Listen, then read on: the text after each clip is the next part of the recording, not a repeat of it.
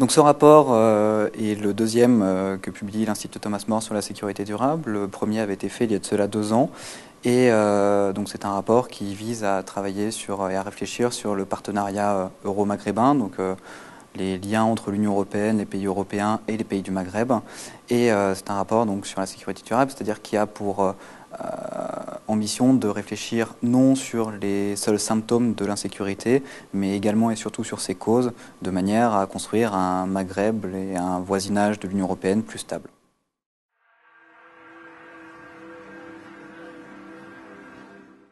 Un an après le printemps arabe, le Maghreb est beaucoup plus fragile que ce qu'il ne l'était il y a 2 ans, puisque finalement ce printemps arabe a entraîné des bouleversements politiques. Il y a eu une guerre civile en Libye, une Libye qui est encore terriblement instable, un Sahel également déstabilisé. On le voit notamment au Nord Mali avec la reprise d'une rébellion sous l'égide du MNLA. Donc un Maghreb qui, derrière finalement les avancées démocratiques, derrière les espoirs de changement de paradigme, apparaît beaucoup plus fragile aujourd'hui que ce qu'il n'était avant.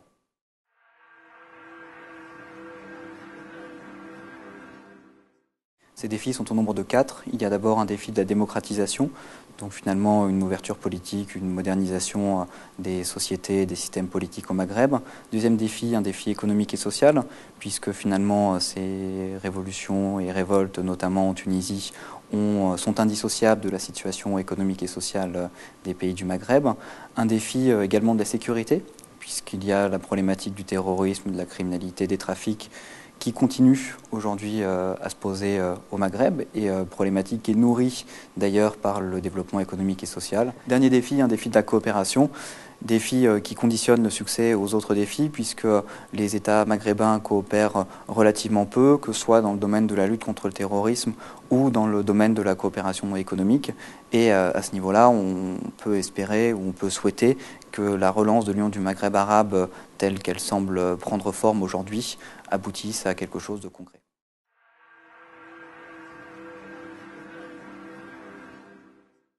Bien évidemment non, puisque le défi économique et social est un prérequis pour répondre aux défis de la démocratisation de manière sereine et pour répondre aux défis de la sécurité, et qu'en même temps ce défi économique et social ne pourra être mené à bien sans réponse effective aux défis de la coopération.